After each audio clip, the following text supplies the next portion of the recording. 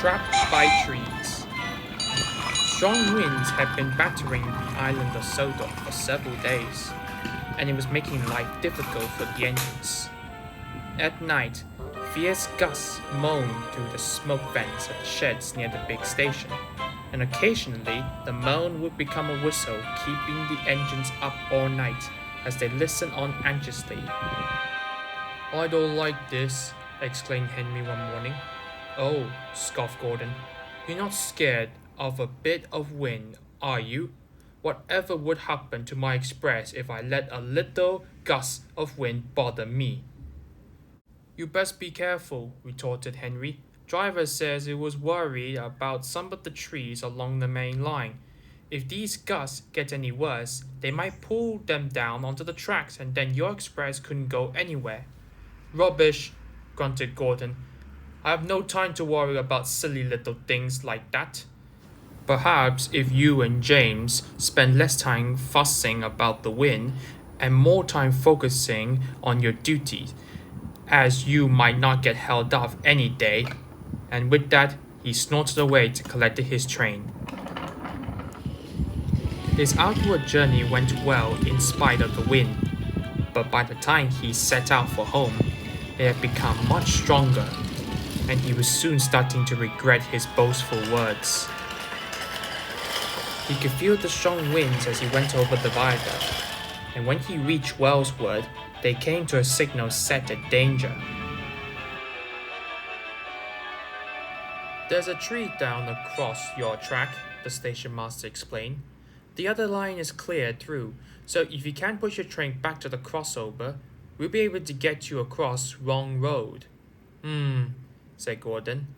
"We better move quickly before someone else passes through."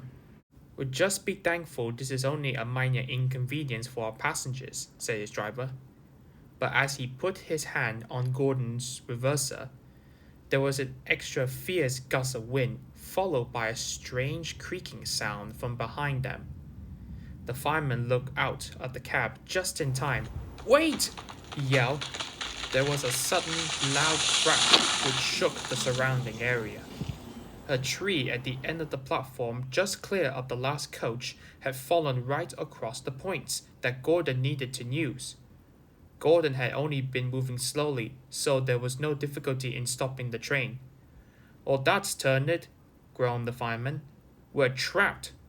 Nobody's going anywhere for a while." "Bother," grunted Gordon. "Now we're going to be really late, and Henry and James will have a feel about it." The station master ran to the telephone while Gordon's crew explained the situation to the passengers. They didn't have to wait long, but to Gordon, it felt like ages before he heard a cheerful whistle from the station yard.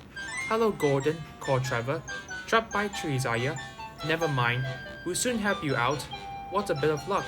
I was sawing logs when the station master telephoned, so I had this steamed up and all my gear was ready." Trevor was as good as his word. While he was working, Henry came by and saw Gordon's predicament. He didn't say anything. He just smiled to himself.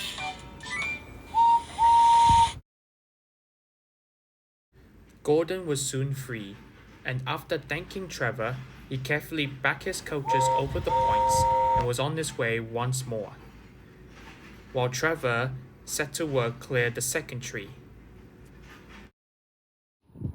It was very late when Gordon reached the big station, but his passengers understood and didn't complain.